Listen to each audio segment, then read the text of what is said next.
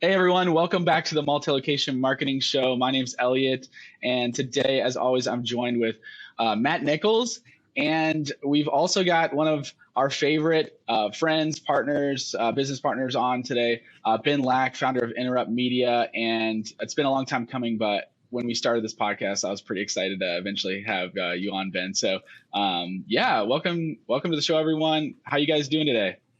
Doing awesome. Glad to be here. Finally. I feel like I was like 11th on the list. I was wanting to be at the top.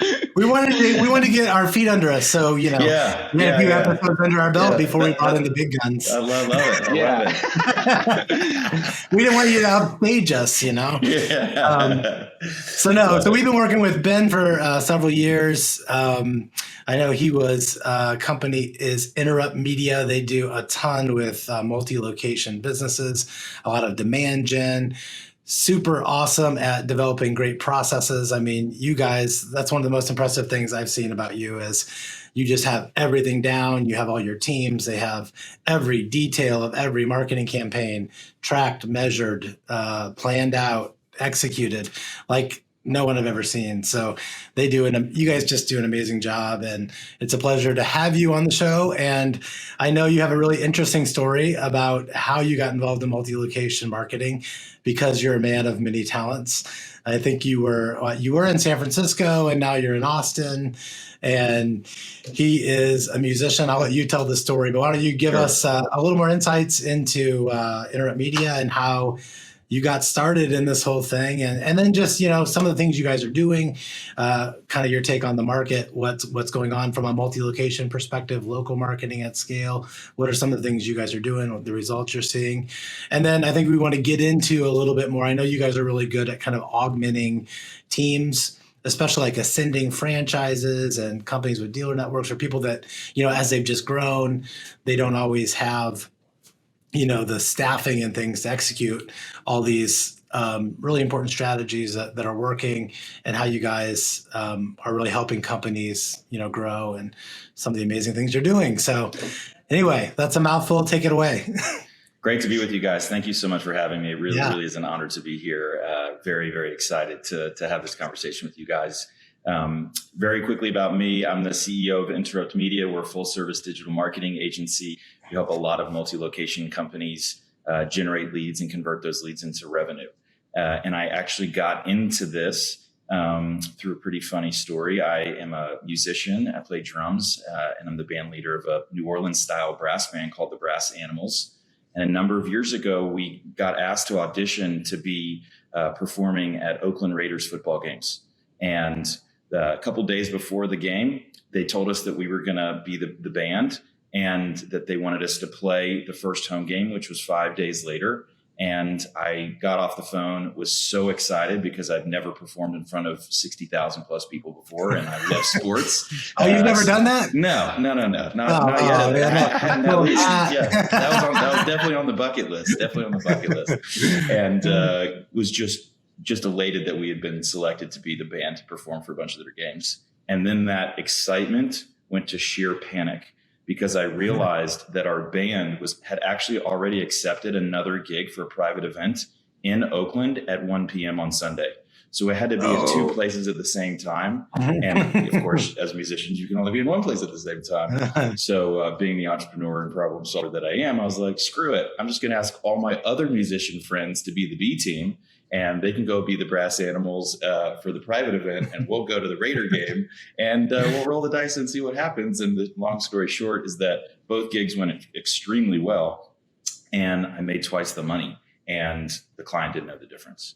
And so my whole question was, if I can be in two places at the same time, could I be in like 20 or 50 or 100? And fast forward to, almost 8-9 years later, we're in most major cities in the United States playing music, and we essentially operate as a franchise. And so what I wanted to figure out is, what could I do from a marketing perspective to be able to get all these leads of people that want to hire a brass band for weddings and events and parades and corporate events, festivals and all sorts of stuff. But do it in a way that's like super systematized and process oriented, because even though the musicians, are all local and they all serve their respective markets. So we have a Brass Animals Chicago band and a Brass Animals New York band and Miami band and so on and so forth. How do we ensure that we're like consistent in messaging, that we're consistent in brand, and that we're filling enough leads in the funnel for each of the different markets that we're in so that we can, run a profitable business? And so that got me into this rabbit hole of learning all about multi-location marketing. And I've learned quite a bit since. And so I've taken a lot of what I've learned from there and applied it with my team. We have over 24 clients that we support today, and our team's 60 strong, to just try to help companies who are in the multi-location space figure a lot of the same problems out that we have had to figure out for the band. So that's the quick skinny on the agency and the origin story for how I got into this madness. No, that's awesome. That's awesome. So what kinds of things, are you guys doing tactically? What do you see working? And I guess, some of the challenges that multi-location businesses are having that you guys are seeing. So I think, from like an offering perspective, companies are trying to, in most cases, offer the same product or service in every market that they're in. There may be a little bit of variability depending on geographies or weather or things like that. But being able to really stay super focused in process, not just in your service or product offering, but how you then go to market, is obviously the holy grail, but also the really big challenge. And so what we see folks have a hard time with is figuring out the right channels to invest in to drive the right kind of leads to convert to business. Some people want to go after, really expensive, who have high ticket items, have to go after a certain type of clientele versus folks that, whose services or products are a lot more affordable. And their demand gen strategy or go-to-market strategy or marketing strategy is just going to be a lot different. And so you don't want to get it wrong the first time and then go rinse and repeat, because then you're going to get it wrong every other time as well. And so really making sure you've got a lot of that stuff dialed in is crazy important. What we have found in the local space is that SEO is an insanely valuable channel to drive lots of leads. It takes time to invest in. It's not easy to be successful, and you have to be very methodical at it. But it is a really strong channel for driving cost-effective leads that convert into revenue for our clients. And so that's just an example, but we help educate our clients about the value of SEO, and then to the extent of how big their marketing team is, or how experienced their marketing team is in SEO or email marketing or paid ads, that type of thing, then we'll augment their needs based off of what they already have in place. So that's how we kind of get people started and start to move down the right path to doing the same thing for every location that somebody has in market. Yeah. Which, that's a good segue into kind of our topic for today, which is really like virtual teams, augmenting processes. Matt and I you as well, talk to a lot of different multi-location businesses, and a lot of times, depending on where they are in their maturity, their team isn't built out maybe necessarily, or they're looking to scale, right? Like maybe they started out with 1 or 2 locations and then decided to become a franchise, or maybe they're a manufacturer with a dealer network and they're looking for a way to support their dealers, but they have a small team, a lean team, and maybe they're working with an agency, but they want to do a different strategy or figure out a way to solve different problems. So what I would love to kind of just venture into the topic of virtual teams, kind of how you guys augment, different roles, implement different roles into organizations to help people accomplish, the goals they have. If you could just give us maybe a brief understanding of, what is a virtual team in your opinion, or how do you define that? And then what are some examples of maybe where a franchise a digital marketing team at a franchise may consider bringing in someone to help with a process they've got going on, or a goal that they have? So let me answer that question by setting a little bit of context first. So what we find in lots of multi-location businesses is that their marketing organization has kind of one of 2 different structures. the marketing organization is either centralized corporately, and then everything is done to support all the locations from the corporate headquarters or the corporate, office, or there's a lot more empowerment for each location to do their own marketing in some form or fashion. We've seen some organizations do a hybrid, but traditionally it's either all marketing is centralized or all marketing is done by each location. And there's pluses and minuses for both. However, the constant problem is that there's not enough people to do all the work. And so then it's a matter of trying to figure out, well, how do we identify the work that's the most valuable in driving the goals of the day? Because for some organizations, marketing's job is to just focus on awareness and branding and get people to remember that company's name. And in other instances, there's a higher focus on really driving leads so that a sales team can then convert those leads, into business. And those are all very, very unique requirements and skill sets that not many marketers candidly have. And so what we want to do as a virtual team and as my agency is we want to bring all the expertise that we have on a number of different things to the table, so that regardless of whether you're a 1 or 2 person marketing team and you're wearing 7 or 8 different hats, we can either take 1 or 2 of those hats off your plate and wear them ourselves, or we can help you get a lot deeper and go a lot faster in some of the things that you already, are cranking on or really, really like to do. And so I think that that's the value of having agencies support marketing teams, is because you're just not going to be an expert at everything. And so if you can find an organization that has specialists that you may not necessarily have strengths in, then that augments your ability to, not have those strengths and then get to market a lot faster, and then get that kind of guidance that you need to make the right types of decisions. Because, the market always is changing. And one of the first things to go is marketing budgets and marketing expenses. And so, that just makes things a lot more difficult. So if you're going to have to cut people or whatnot. So to be able to, the other use case is that you may just not need a full-time person to knock something out. Yeah, I was going to ask you about that. Is it like, hey, what if you want to bring somebody on for a project? Like, is there a situation where you'd hire like a virtual CMO to implement a certain strategy you're curious about, or something you've been hearing like, hey, we want to do this, but we don't necessarily have the bandwidth given what our current, responsibilities are, but we want to make a push in, a specific area? Definitely. And it's different based off of, candidly, the maturity of that marketing team. Like, how much experience do they have? How long have they had a marketing team? How much infrastructure and process have they already built?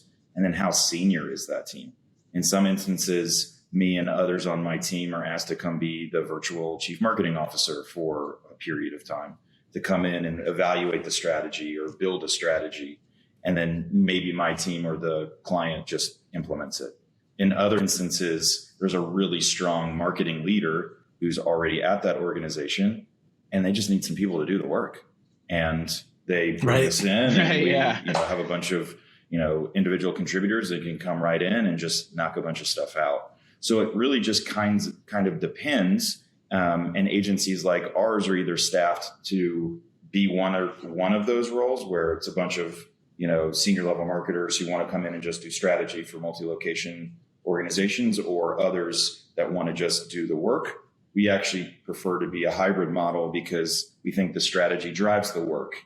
And because, to Matt's point, like, I'm highly focused on process with all the things that we do to serve our clients. If we can inform strategy and then educate clients on process and implement it ourselves, and then, kind of help them build muscle internally to do it themselves, or just be that outsourced team, then a virtual team or an agency is going to be a really good idea.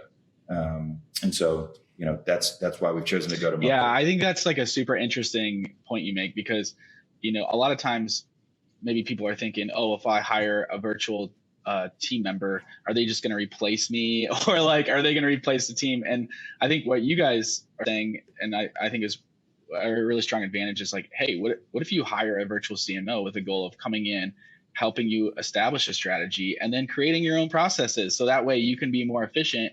And it's like, you're not having to invest, you're making a more informed decision on how you're building your business, and like, and you're leveraging somebody else's expertise. It's not just this kind of, I'm coming in, I'm just doing this specific role, and then I'm leaving you like, back where you were before. Yeah, absolutely. I mean, it depends on how confident you are in your job. Like, we're not here to take anybody's job. We really aren't. We're just here to like help solve the problem. Right. And it actually is better when there's more people on the team, because all those folks have institutional knowledge. They know what's going on. They know what works. They know what doesn't work.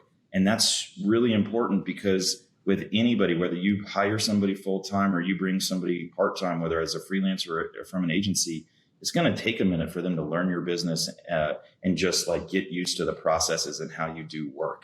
And to, if folks are going to leave very quickly, that then makes it more difficult for anybody to come in. And so it's just really important that we leverage all those folks and all the talent that's already available to us, because a lot of times it's not for lack of ability, it's just for lack of bandwidth. And so that's like a really big myth that happens, is that, this agency's gonna come in and take my job. And in most cases, most cases, it's just not the case. You just don't have enough time to get it all done, and you need people to help with either the strategy or the implementation.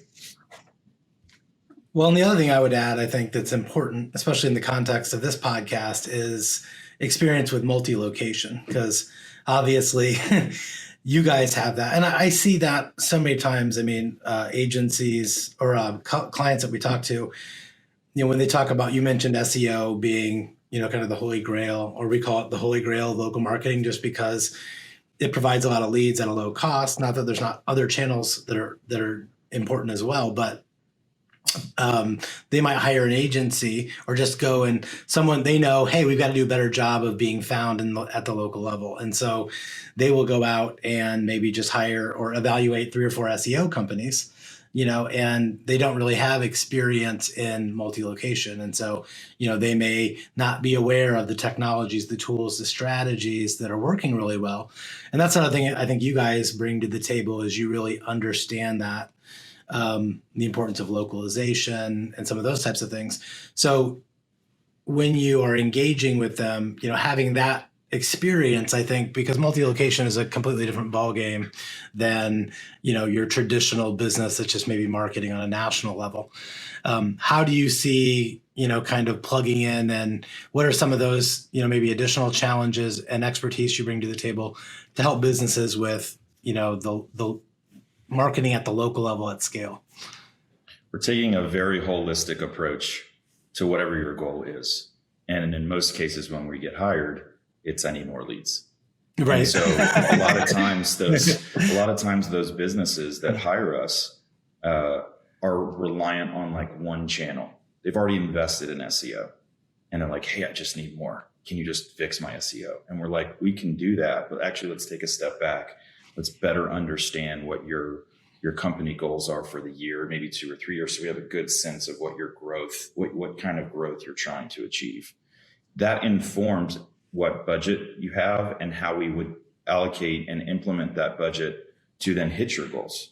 Because reality is, if you want to be a decent sized business, and I'm not saying $100 million company, I'm just saying like a couple $1,000,000 or even a couple $100,000, you have to be able to market a number of different channels in order to be able to drive the kinds of leads that you need in order to have a couple 100,000 or a couple million for each location in order to be profitable.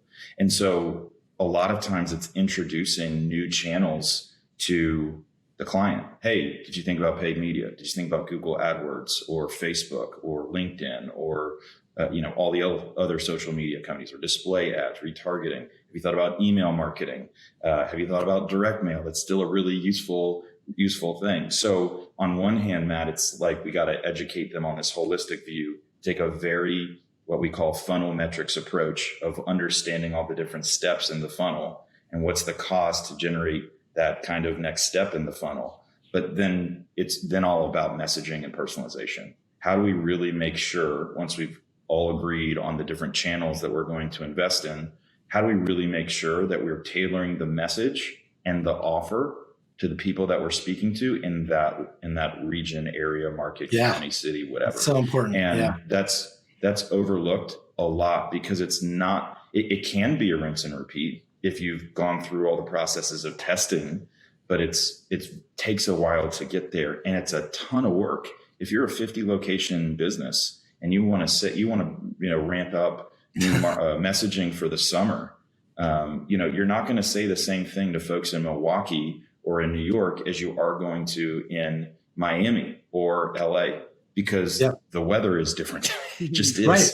And the culture and the imagery. Yeah. And that's what I found is the more you localize that, higher conversion rates, you're not wasting as many dollars, but when you're trying to cover it all with one message, and so obviously to do that, a lot of people's brains melt because how do I do that across 50 locations? I don't have that kind of team or staff, right?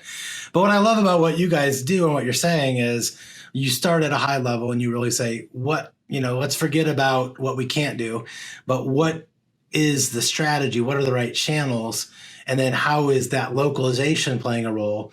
And then you guys have the tech, the tools, and the expertise to kind of fill in the gaps where they might need help to execute that, right? This is why I love working with y'all, because we get asked to, come up with messaging and positioning for businesses. And what we say is we want to help you do this at an enterprise or at a company-wide level. And you're probably already doing that today, but we want to refine it and position it in a way to make it really easy to delineate for each specific location that you have a building or market you're in serving. And that's harder, as we've just discussed. But then from a strategic perspective, but then from an implementation perspective, we can either throw 50 copywriters at it and have it be crazy expensive because it's a lot of work, or we can use tools like y'all who can, cut 80% of the time in many cases to get it out. And then when there's a change in season or a change in offer or a change in, you add a service line or whatever, the change is a one-to-many instead of a one-to-one. You can change it once and it changes all of your locations and all of your messaging online instead of having to go one by one by one by one by one. Yeah, exactly. And then you guys have that efficiency that you're bringing to the table for them. So you're able to implement for less cost, but do more of the best practices that you see are working. That's right. I mean, tools ultimately are used to help scale things that are typically done manually at a much lower cost. And so that's right. If you have the right tools in place, and again, going back to process, you've already defined the process for this is how we're going to personalize or localize, our offer or our value proposition for my services business, whether I'm a tutoring company or a lawn care business or a plumber or even an HVAC, company, be able to personalize that for all the different markets that you're in. It's just so important because people want to look for folks that live in their hood, so to speak, or their neighborhoods. Exactly. Going back to the band example, most of our business, people search for the city that they live in plus brass band, Atlanta brass band, New York brass band, San Francisco brass band. They're looking for a local person. So if you don't have that localized content in any of your marketing, it's going to be really hard for them to have that trust in you, because a lot of folks just want to work with the local group and not the 100-pound gorilla, even if you are a 100-pound gorilla. So right. That's why it's great to, work with tools like you guys, but also why it's so important to really think about the strategic side to messaging, because it's got to delineate from the enterprise-wide corporate, marketing and messaging down to the local level. Yeah, having those work together. And so, there's advantages of being a big brand and there's disadvantages, but you want to try to have that professionalism and those brand assets, but then at the same time have a local feel to it. It can just be, if you don't understand all of these things, it can be, a nightmare, or, to think about how do we implement all this. And so it's amazing to have resources, like Interrupt to, come in, augment the teams, whether it's, and you guys seem to do that at all those different levels, right? Depending on if you need high level strategy or guidance there, if you've got that covered, boom, you can come in and we can just execute this particular strategy or all the marketing across the locations. You guys are really flexible in kind of what they do. And then that can, like you said, evolve over time. And I think that's really valuable as well, right? So if they start growing like crazy and they want to internalize some of that, do you guys help them then like establish those capabilities in-house? We sure do. I mean, the whole idea, especially with marketing, is how can we help you build the plane while you fly it? Right. And we all, I mean, like, it's all about, again, infrastructure and process. And it's our view that we want you to build a lot of that muscle in-house at some point, because a lot of these things are repetitive in nature, unless it's just your corporate, strategy to not have a big marketing team, and that's fine. But there are certainly advantages to having, headcount internally to just own these things, because, there's just different relationships and dynamics that you can have with agencies versus, employees or part-time folks. So, absolutely, our whole goal is to help, a lot of it's education, candidly, education of just the channels and what's possible, understanding the market, understanding a lot of these funnel metrics. And it's not just enough to have somebody understand your business, but you got to get them to a point of like interest and then decisions through thinking about it from like a funnel perspective. But then like, just what's all that process look like? How do you come up with a process to create 8 blog posts a month? And that may sound like a lot to you. So it's like, oh my God, I can't do that. So, Right. how do we get to 4 or 2? No, but they're tracking what's working. Yeah, exactly. And then you got your digital ads, and you got, if you're doing direct mail social or whatever. Media is big, of course. Yep. Yeah. But everything has to come back and have attribution and, the whole 9 yards. And then you're generating the leads. And then there's another process of following up and then building customer advocates that love the brand. And that's where then social media can come in. So there's just so many moving parts today that it's just really hard to do that all internally, especially if you're a younger company that's ascending.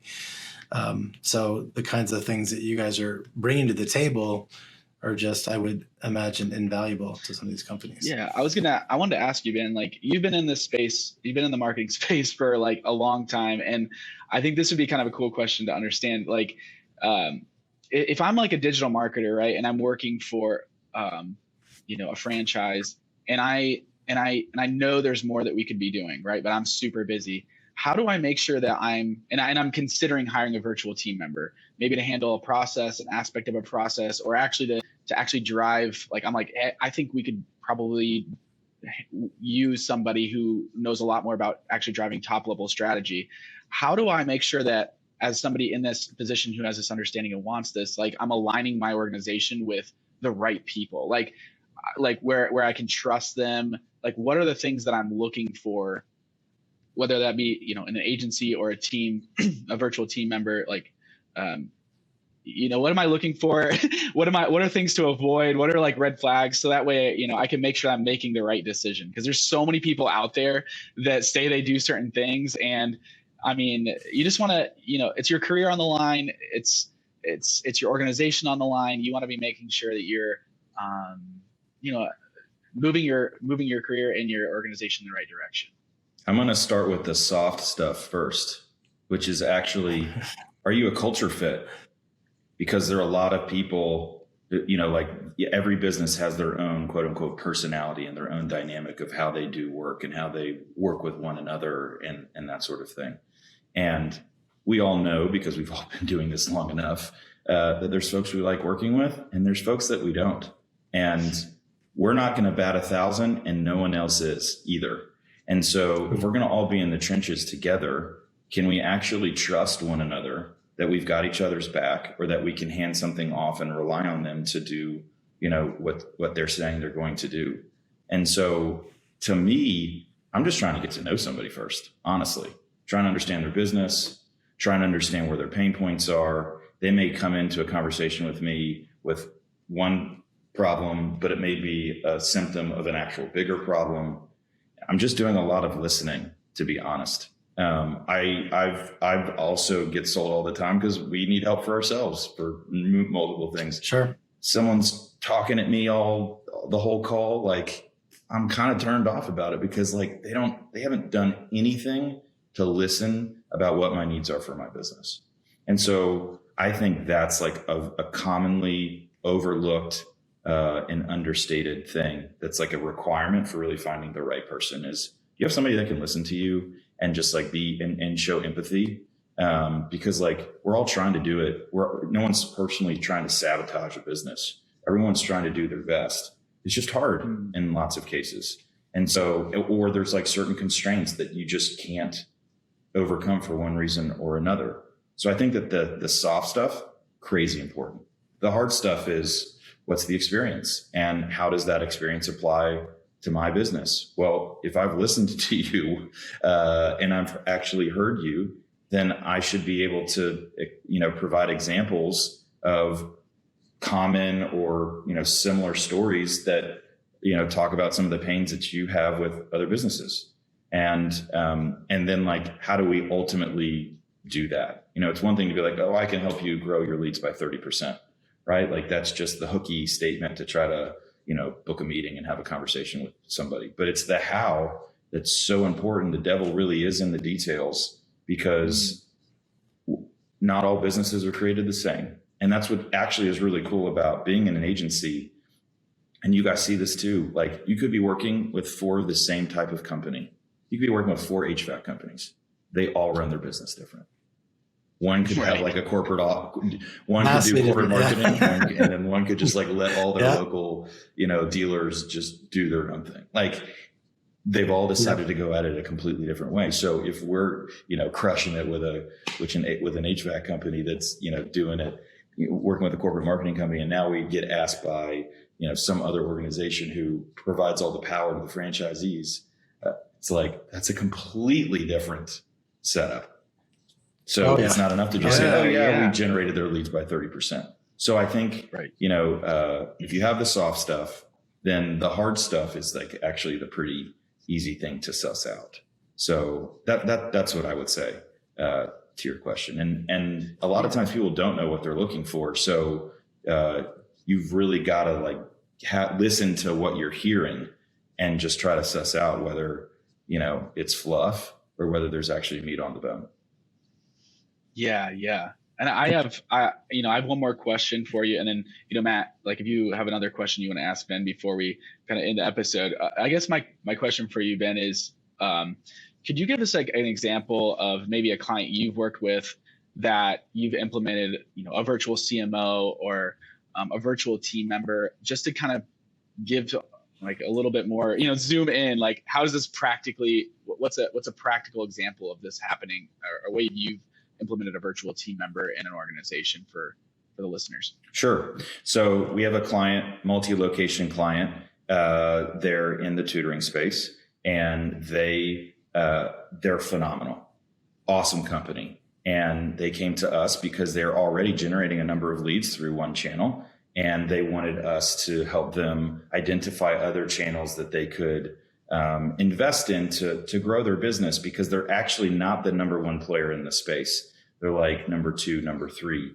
And the number one player has a pretty decent, there's a decent amount of distance between them. And really the only reason is because they're not invested in more marketing channels to drive leads from all these other areas. And so they're really trying to find the right expertise, which is how they, teamed up with us to go invest in all of these other channels.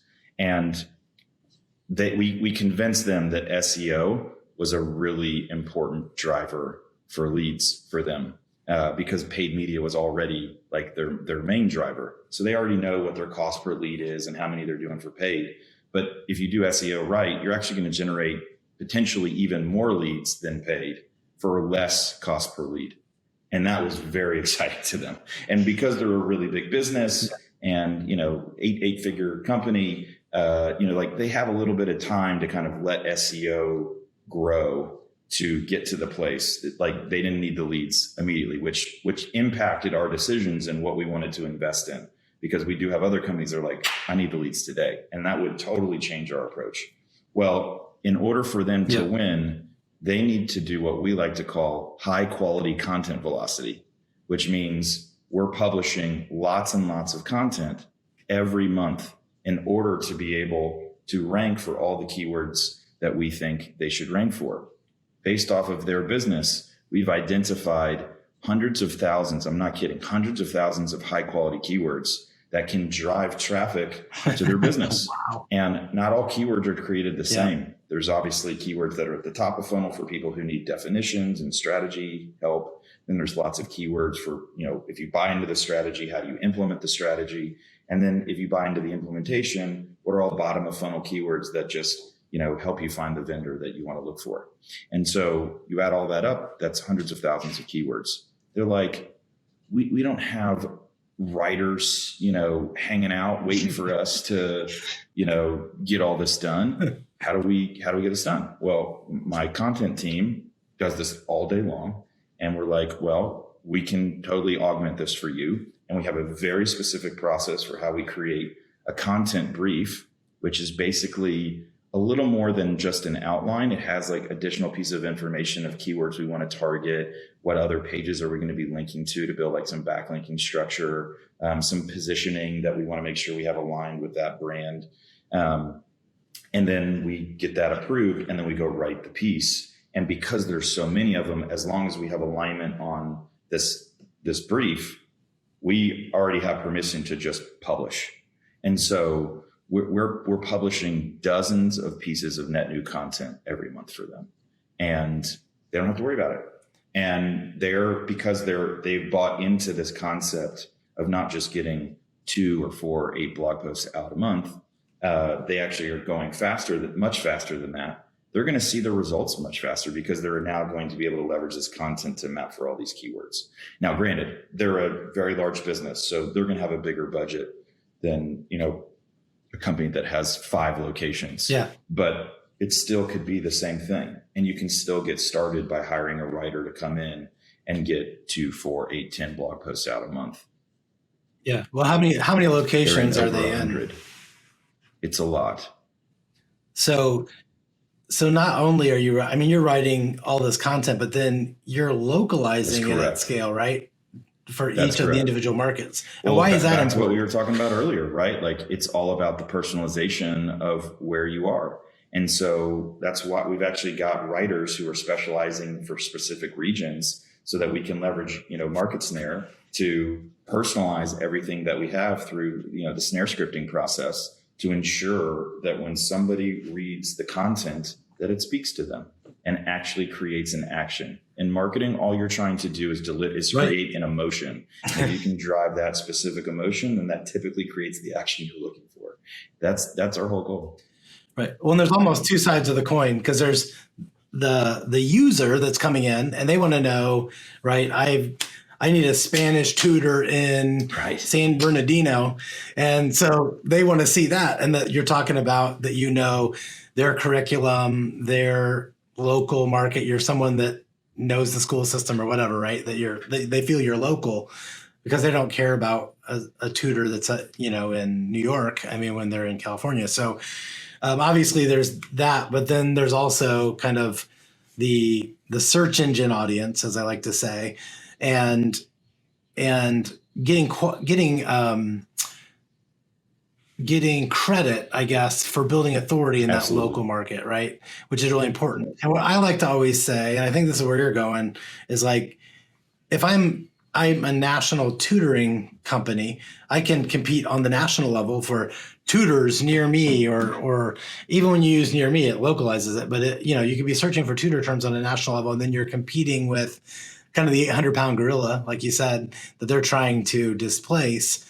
But if you narrow that down and now you're competing in 100 local markets, it's a lot. You can make a lot more traction a lot quicker, in my experience. And what are you seeing? Do you see the same thing? I mean, with this tutoring business, they have tutors in major markets. They have tutors in secondary and tertiary markets, like small towns. They're everywhere. And yes, there's smaller towns. There's not as many people. There's not as much business in that specific market. But those people still want to be talked to locally as well. It's not, they don't, this is a great story with my band. My band got hired to perform a gig in Curtis, Michigan, which, as you guys know, is Upper Peninsula. We're playing their July 3rd parade. They did a search for Curtis brass bands. We have a page for that, right? Like, so they're like, that's amazing. That's great. And we got folks that are up there. So like, it was totally very easy, but they don't want people coming up from Detroit or coming down from Detroit or coming up from Detroit. Like, that's a 5-hour drive. They don't want people. They want locals. That's the whole point. So that was that rings true for this business as well. Like they have these tutors in all these small towns as well as these major markets. And in this tutoring business, some people do use this to augment their full-time jobs. Some people are full-time tutors. And so they're, acting basically as a connection and as a go-between. So they want it all because it's all there. It's all there for the taking. It's not just these enormous, major cities that are driving all the revenue. Yeah. Lots of these rural towns, are driving phenomenal business for so many companies. And yeah, well, totally. Or like if you're in Chicago, a huge market like, Evanston, or you're in Naperville. I mean, it takes an hour to get to Evanston from Naperville. So like you're hyper localizing depending on what kind of service you're looking at, as well, which I think is really important. But this is like a topic that I think is, really, I like to stress a lot because I just see a lot of misinformation out there on the web. And a lot of people, they're a multi-location business, but they just hire a general SEO firm, right? And the SEO firm, they're applying things that they would do normally for like a local business or even a national brand. And they don't understand that concept of, that Google, like if you're on a separate subdomain or standalone domain, that they look at that different and it encapsulates it, and you're just competing for that market, all about that market. Right. So you're 100% relevant versus when you spread that out over, let's say you have location pages on your corporate site, which are great and you need them, but it's really hard to compete because that's one page in a site of thousands of pages about that market. So there's this concept of what I call local relevance that Google really seems to be rewarding. And I think a lot of multi-location businesses, they kind of look at it, they hire somebody, they think that box is checked, right? Hey, I've got someone taking care of that. They're an expert, they're an SEO company, and they're only doing, location pages for them. And when we do an analysis, a lot of times I see maybe they're at, somewhere between 10 to 20% of their important terms in the top 3 positions in the search engine results, which is where all the lion's share of the traffic is. But that's 80% that they're not, right? There's such a huge room for growth, but they're being told this is the way to do it. And, so I always like to ask that question, at the end, just to see, because I think that's a battle that we see, a lot of our agency partners who understand the strategy, or ourselves as we're talking to people, they don't understand maybe what the full scale of the opportunity is, and they don't understand how to do it, or they think it's a ton of work. But it just seems like there's tremendous upside. Can you speak to that just a little bit and what you guys are seeing? Because I think that's such an important thing for our audience to really understand, is there's more opportunity there. So I'll answer it in this way, a little bit different. I think a lot of people would say that they're not always the biggest fans of the biggest companies in the world for one reason or another. But what those companies do teach us is what can work on some level. They got all this money, they've tried it all. And so as I think about the multi-location marketing space, one of the companies that's done this type of strategy the best is Yelp. They're a directory site. They are hyper local. You can go search for anything you want in any city, anywhere, and you will find a personalized result for that city. And that's why they're one of the best directory sites that there is out there. And there are lots of other companies that have set themselves up as directory sites to basically take this hyper local approach to, getting the personalized message out there. I'm not suggesting that companies go become directories, because that's not your business. But what I am suggesting is that works for them. They took this approach of being super, super local in their messaging and their personalization, and creating all this content to speak to all of the different, targets and territories and cities and counties that you serve to speak to that person. And there's now this high level of trust, and people go to Yelp all the time. And so I would just say, the three of us didn't invent this concept, but there's plenty of people that have totally seen tons of success because of this. And so if you're skeptical that, taking this type of an approach of, personalizing your messaging and really creating unique content for all the different markets that you serve, look at the big guys. They're making tons of money doing it. And what's so cool is that in terms of this strategy, the big guys are the only ones that know about it and the only ones implementing it. Everyone else on some level is still skeptical, which means there's tons of white space for you to go win before everyone else realizes that they should have been doing this too. And so then it's just a matter of, and executing and getting it done as quickly as you can. I can tell you today that like my band alone, going back to it to just kind of bring this full circle, you get anywhere from 3 to 4 dozen leads a week just from our hyper local strategy. And I'm a brass band. I'm not an 80s cover rock band. I'm not we don't even we're not a rock band. We're not a bluegrass band. We're not even a jet, we're a brass band. We are as niche as it gets. And we still get, dozens of leads a week. Yeah. Because we have. Well, that's great because as you have that coverage and you're talking about those topics, and it's evergreen. Right. It's like you write a good article about, something about brass bands and weddings, right? That people are looking for and are interested in, and know that space because you're out there doing it. That gets in there. And then when you get, instead of just that one article on a national site, now you've got it on all these local sites that are getting indexed and Google looks at relevant. Then for years, people could be searching for that. And that blog post is coming up or that article. And then as you add more and more stuff, you just build this wider net of canvas, right? And then you've got your primary geographies that you're targeting, the secondary markets around it. And so you're just laying this blanket out over all the spaces you want to be in, and you're capturing that traffic. Sure. Now, obviously, you can augment that with paid, but if you can be there organically, it's more trusted, more people are clicking on it. It's awesome. I love it. I love it because it's amazing when you do the work and you implement it, that it works and it gets out there, and there's no more cost-effective source of leads, right? Because you do that work, you got to invest in it at the beginning, but once you get it going, then it's just kind of like, there was an analogy, I think it was, some motivational, like maybe it was Zig Ziglar or somebody, but he used to use this analogy of the pump, right? Have you ever used one of those old pumps of a well? Yeah. Like we had this cemetery by my house when we were growing up, and they had that old school pump. So you get up there and you have to just crank it like crazy, for sometimes a couple of minutes. And then finally it would get the water up to the top and it would just start coming out. But once that water was coming out, then you could just kind of slowly, and it just kept coming, And then if you stop, it goes back down, you have to start over. But it's the same thing, with a lot of this earned media stuff, you have to put in the work and you have to think about the content and stuff. And that can be somewhat intimidating and overwhelming, but it is worth it. You do it, that thing gets rewarded. You can have tech like MarketSnare that you've talked about that can take it out there and make a localized version in every market.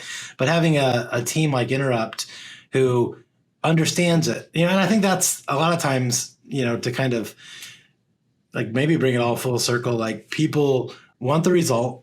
They're not exactly sure how to get it. They've been sold a false bill of goods, or they've hired different SEO companies coming in, didn't deliver or marginally improved. But there is a better way. There is ways to get up from that 20% up to the 80%. But if you want to do that, hire somebody like Interrupt who's been there, done that, knows how to do it, has all the technology, has the people and the skills. And then you guys are willing to train them and bring them along so that as they grow and they get, bigger and they see results and success, then they can internalize some of those capabilities. And I'm sure have you guys do other things to attack other areas in their company. And that's really the benefit of those outsourced relationships. You're getting that expertise, you're getting those processes and systems, and you can fast path your growth, and you guys know what's working, what kind of return, what channels they need to use and how to do it in a multi-location context. So, yeah, amazing. I love it. Everything that you guys are doing is awesome and can really be a benefit. So I hope this has been really helpful for people. Anything else you want to I was going to ask add you before we wrap? Share where people can find Interrupt, Brass Animals, if they want to hire a badass brass band anywhere in the U.S. basically. So I would just say if you want to find us, go to interruptmedia.com. Check us out. My email is ben@interruptmedia. So if you want to hit me up, certainly shoot me an email. We can definitely get you connected to the right folks. If you do want to see the band, would love it. brassanimals.com. We're around. So guys, this was really fun. Really had a good time. Yeah. Thanks for coming on, Ben. Yeah, appreciate you, man. Good one.